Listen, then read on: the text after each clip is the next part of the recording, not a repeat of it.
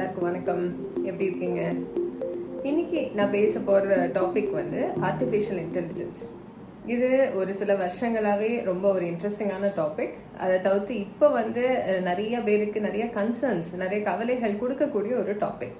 So artificial intelligence தான் என்ன அப்படிங்கிறத இன்னைக்கு நம்ம பார்க்கலாம். இப்போ நீங்கள் எப்போவாது சிரி, அலெக்சா, இல்லை ஈவன் கூகுள், இல்லை ChatGPT எது நீங்கள் யூஸ் பண்ணியிருந்தாலும் ஏற்கனவே நீங்கள் AI யூஸ் பண்ணியிருக்கீங்க. ஸோ ஆர்டிஃபிஷியல் இன்டெலிஜென்ஸ் பேசிக் நீங்கள் ஏற்கனவே யூஸ் பண்ணியிருக்கீங்க அப்படிங்கிறதா வந்து இதோட அர்த்தம். ஸோ என்ன பண்ணும் ஆர்டிஃபிஷியல் இன்டெலிஜென்ஸ் அப்படிங்கிறது? கம்ப்யூட்டர் சயின்ஸ், நிறைய டேட்டா செட்ஸ், நிறைய இன்ஃபர்மேஷன், அப்புறம் ப்ராப்ளம் சால்விங், இது மூணுத்தையும் கம்பைன் பண்ணுற ஒரு டூல் தான் ஆர்டிஃபிஷியல் இன்டெலிஜென்ஸ். இப்போ மெயினாக ஆர்டிஃபிஷியல் இன்டெலிஜென்ஸ் ஏற்கனவே எதுக்கு வந்து பயன்படுது அப்படின்னு பார்த்தீங்கன்னா, நிறைய கஸ்டமர் சர்வீஸ்க்கு. இப்போ நம்ம ஃபோன் வருது, நம்ம வந்து ஃபோன் அட்டென்ட் பண்ணுறோம், அப்போ வந்து இதை அழுத்துங்க, அதை அழுத்துங்க அப்படின்னு சொல்லி ஆட்டோமேட்டிக் வாய்ஸில் சில கேள்விகள்லாம் கேட்கறது, இது எல்லாமே வந்து ஒரு பார்ட் ஆஃப் ஆர்டிஃபிஷியல் இன்டெலிஜென்ஸ் தான். அதை தவிர்த்து நிறைய ஆட்டோமேஷன், சில வேலைகள் வந்து ஒரே மாதிரி வேலையை திரும்பி திரும்பி செய்யணும் அப்படிங்கிறச்ச வந்து அந்த மாதிரி வேலைக்கெல்லாம் வந்து ஆர்டிஃபிஷியல் இன்டெலிஜென்ஸ் ரொம்பவே யூஸ்ஃபுல்லாக இருக்கு. ரொபாட்டிக்ஸ் இன்ஜினியரிங், இப்போ நீங்களே பார்த்துருப்பீங்க சில ஃபேக்ட்ரிஸில், சில வீடியோஸ்லாம் யூடியூப்ல மேபி பார்த்துருக்கலாம் நீங்கள். அந்த ஒரு ரொபாட்டிக் ஆர்ம் வந்து எடுத்து வைக்கும் சில சாம்பிள்ஸ் ஒரு லேப்லன்னு பார்த்தீங்கன்னா. ஸோ இந்த மாதிரியான வேலைகள் எது வந்து ஹியூமன் பீயிங்ஸோட மூளை வந்து தேவை இல்லையோ, அதே மாதிரி எது வந்து ஒரு பிழை இல்லாம கரெக்டா பண்ணணுமோ, திரும்பி பண்ணணுமோ, இந்த மாதிரி வேலைகளுக்கெல்லாம் ஆர்டிஃபிஷியல் இன்டெலிஜென்ஸ் ஏற்கனவே பயன்படுத்தப்படுது. பட் இது வந்து ஒரு நேரோ யூஸ் மட்டும்தான். ஸோ இந்த கைண்ட் ஆஃப் ஏஐக்கு ஒரு பேர் வந்து ஆர்டிஃபிஷியல் நேரோ இன்டெலிஜென்ஸ், ANI அப்படிங்கிறது. ஸோ இந்த மாதிரி நம்ம ஏற்கனவே பயன்படுத்துகிற ஏஐ வந்து ஆர்டிஃபிஷியல் நேரோ இன்டெலிஜென்ஸ், அதாவது இந்த சில வேலைகளுக்கு மட்டும் பயன்படுத்தக்கூடிய ஏஐ. இதுல இன்னும் ரெண்டு வகையானது இருக்கு. அது வந்து artificial general intelligence and artificial super intelligence, AGI and ASI. இப்போ AGI ஜெனரல் இன்டெலிஜென்ஸ் அப்படிங்கிறது வந்து மனிதர்கள் செய்கின்ற வேலை, யோசிக்கிறது, பிளான் பண்றது, இம்ப்ளிமெண்ட் பண்றது, இந்த மாதிரி ஏஐயால பண்ண முடியும். அது வந்து artificial general intelligence. Artificial super intelligence அப்படிங்கிறது வந்து மனிதர்களை விட ஜாஸ்தியான இன்டெலிஜென்ஸ் உடையது ஏஐ அப்படின்றது வந்து இப்போதைக்கு அது ஒரு தியரி மட்டும்தான். அது வந்து இது வரைக்கும் ப்ராக்டிஸ்ல வருங்கிறதுக்கான எந்த அறிகுறியும் இல்லை. இப்போதைக்கு நம்ம நிறைய படங்கள் மட்டும்தான் பார்த்துருக்கோம் அந்த மாதிரி. ஸோ இதுதான் வந்து மூணு வகையான AI: ANI, AGI and ASI.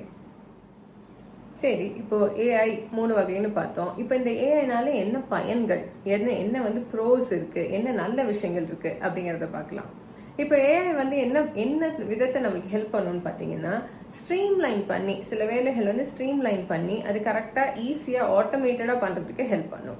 So இந்த இண்டஸ்ட்ரீஸில் பார்த்தீங்கன்னா, மேனுஃபேக்சரிங்கில், அதே மாதிரி வந்து கஸ்டமர் சர்வீஸில், லாஜிஸ்டிக்ஸ் இண்டஸ்ட்ரியில், இந்த மாதிரி இண்டஸ்ட்ரீஸ்லலாம் வந்து ஒரு ஆட்டோமேட்டட் ப்ராசஸஸ், அதாவது தானாக இப்போ கஸ்டமர் வந்து இது வேணும்னு சொன்னாங்கன்னா நெக்ஸ்ட் ஸ்டெப் இதுதான் நடக்கும் அப்படிங்கிற மாதிரி ஆட்டோமேட்டட் ப்ராசஸ் இருக்கிற மாதிரி இண்டஸ்ட்ரீஸ்லலாம் வந்து இது ரொம்ப பயன்படப்படுது ஏற்கனவே, அண்ட் ரொம்ப ஒரு யூஸ்ஃபுல்லான ஒரு டூலாகவும் இருக்கு. அதே மாதிரி ஹெல்த் கேர் இண்டஸ்ட்ரியில இப்போ வந்து நம்மளுக்கு டெஸ்ட் எல்லாம் எடுக்கிறோம், அந்த டெஸ்டோட ரிசல்ட்ஸ் எல்லாம் வந்து ப்ராசஸ் பண்ணி இது வந்து இதுவாக தான் இருக்கக்கூடும், இந்த மாதிரி இருக்கிறதுனால, இந்த பேராமீட்டர்ஸ் எல்லாமே இருக்கிறதுனால, இவங்களுக்கு சுகர் இருக்கிறதுனால, பிபி இருக்கிறதுனால இந்த ட்ரீட்மெண்ட் பிளான் தான் வந்து சரி வரும் அப்படிங்கறத வந்து ஒரு மனிதர், ஒரு டாக்டரா அங்க உட்காந்து அதை முடிவு எடுக்கிறத விட மெஷினோட லேர்னிங்ல எல்லா இன்ஃபர்மேஷனையும் ஒன்னா போட்டு எல்லாத்தையும் சேர்த்து பார்க்கக்கூடிய ஒரு மனநிலை இருக்கு, ஒரு திறன் இருக்கக்கூடிய ஒரு மெஷின் அப்படிங்கிறது தான் வந்து இந்த ஏஐ. ஸோ அந்த இண்டஸ்ட்ரியிலையும் ஹெல்த் கேர்லையும் இப்போவும் பயன்படுத்தப்படுது. இன்னும் ஃபியூச்சர்ல நிறைய எக்ஸ்பெக்டேஷன்ஸ் இருக்கு. ஏஐ வந்து ரொம்பவே வந்து எல்லாத்தையும் ஈஸியாக்கி கொடுக்கும், ரொம்பவே வந்து பேஷண்ட்ஸ்க்கு ரொம்ப ஹெல்ப்ஃபுல்லா இருக்கும்.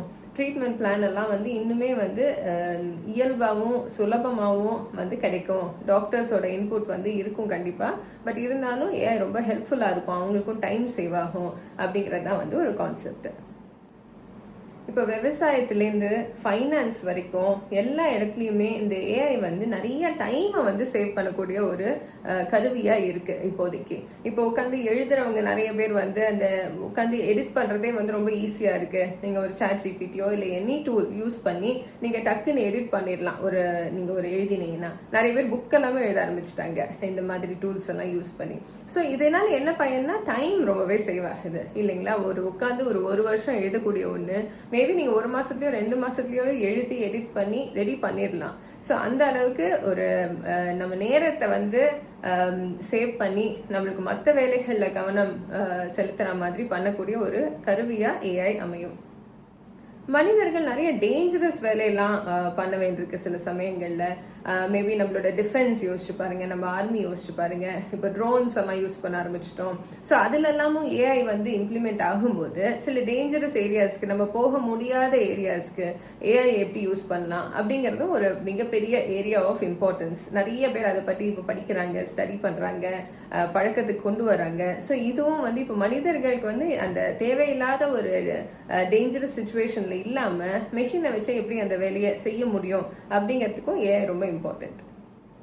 ஸோ ஏஐ வந்து இன்னும் புதுசாக கண்டுபிடிக்கிறதுக்கும் நிறைய ஹெல்ப்ஃபுல்லாக இருக்கு. ஸோ இந்த மாதிரியான ஹெல்ப் இருக்கிறதுனால நமக்கு நேரம் சேவ் ஆகிறதுனால, நமக்கு வந்து டேஞ்சரஸான ஆக்டிவிட்டிஸ் பண்ண வேண்டாம் அப்படிங்கிறதுனால நமக்கு வந்து இப்போ புதுசாக நிறைய கண்டுபிடிப்புகள் வர முடியாது ஏஐனால.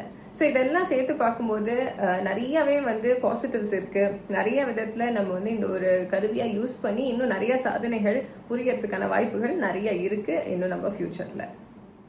ஏஐனால எவ்வளோ பெனிஃபிட்ஸ் இருக்கு அப்படிங்கிற லிஸ்ட் பார்த்த மாதிரியே ஏஐனால எவ்வளோ பிரச்சனைகள் வரும், எவ்வளோ வந்து நிறைய ப்ராப்ளம்ஸ் எல்லாம் இருக்கு அப்படிங்கிறது ஒரு பெரிய லிஸ்டே இருக்கு. இப்போ ஏஐங்கிறது வந்து ஃபர்ஸ்ட் ஆஃப் ஆல் ரொம்ப விலை ஜாஸ்தியான ஒரு ஐட்டம், ஒரு டூல், ஒரு கருவி. ஏன்னா அது வந்து மெயின்டைன் பண்ணுறதுக்கும், ஒரு டேட்டா பேஸ் எல்லாம் கலெக்ட் பண்ணுறதுக்கும், அனலைஸ் பண்ணுறதுக்கும், கருவிகள்லாம் செய்யறதுக்கும் எல்லாத்துக்குமே வந்து ஒரு விலை உயர்ந்த ஒரு சொல்யூஷனாக தான் இது வந்து அமையும். நிறைய பேருக்கு இப்போ என்ன கவலை அப்படின்னு பார்த்தீங்கன்னா, வேலை வாய்ப்புகள் மனிதர்களுக்கு ரொம்பவே கம்மியாயிடும். நிறைய பேர் வந்து லே ஆஃப் ஏற்கனவே பண்ணுறாங்க. பெரிய பெரிய கம்பெனிகள்லேருந்து வேலைகள்லாம் நிறைய பேருக்கு போயிருக்கு. ஸோ இதெல்லாமே வந்து ஏஐனால நடக்குது அப்படிங்கிற ஒரு பயம், ஒரு பாதிப்பு வந்து ஏற்கனவே நம்ம பார்க்குறோம். அது வந்து ஒரு உண்மையான விஷயம்தான். ஏன்னா வந்து நிறைய வேலை வாய்ப்புகள் வந்து தேவையில்லாமல் போயிடும் மிஷின் பண்ணும்போது. இப்போ ஏன் வந்துட்டதுனால என்னெல்லாம் பிரச்சனைன்னு நம்ம எல்லாருக்குமே தெரியும். நம்ம பேசலனாலும் நம்ம பேசின மாதிரி வீடியோஸ்லாம் தயாரிக்க முடியுது.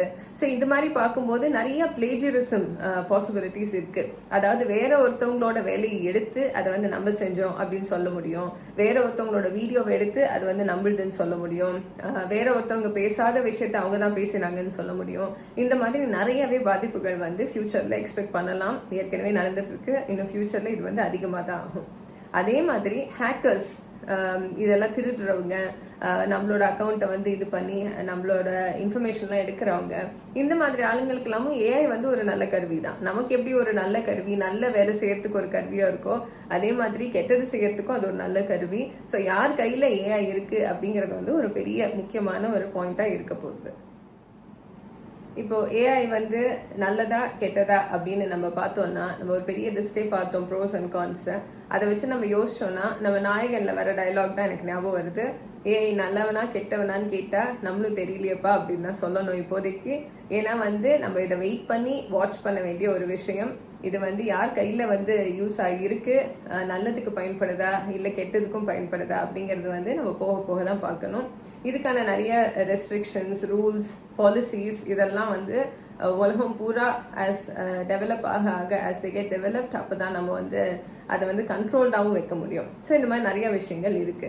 ஒரு 2 மாசம் முன்னாடி பில் கேட்ஸும் இதை பத்தி பேசியிருந்தாரு. இது வந்து ஒரு காமன் கொஸ்டினாக தான் இப்போ இருக்கு, ஏஐ பத்தின பயம்.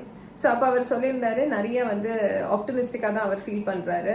இது வந்து ஒரு நல்ல விஷயத்துக்கு நல்லா பயன்படும், உலகத்துல நிறைய மாற்றங்களை கொண்டு வரும்னு தான் அவரும் ஃபீல் பண்றாரு. கோடர்ஸ், பயாலஜிஸ்ட், இந்த மாதிரி நிறைய வேலைகளுக்கு வந்து என்னதான் ஏஐ தயார் பண்ணாலும் மனிதர்கள் வந்து கண்டிப்பா தேவைப்படுவாங்க, அது வந்து மாறப்போறது இல்லை அப்படின்னு சொல்லியிருக்காரு. மெடிசன், எஜுகேஷன், இந்த மாதிரியான ஃபீல்டுலலாம் பார்த்தீங்கன்னாக்க என்னதான் ஏஐ இருந்தாலும் ஏஐ வந்து ஒரு பெரிய ஒரு உதவியான ஒரு கருவியாக தான் அமையும்.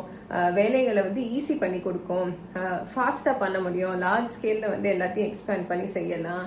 நிறைய மக்களுக்கு ஒரு அக்ரிகல்ச்சரையோ இல்லை வந்து அவங்களோட மெடிசனுக்கான எல்லா விதமான வசதிகளும் வந்து செய்ய முடியும். நம்ம இப்போ வந்து உலகத்தில் இருக்கிற பாப்புலேஷனுக்கு இந்த மாதிரி ஒரு கருவி இருக்கிறது நல்லது அப்படிங்கிற மாதிரி அவர் சொல்லியிருந்தாரு.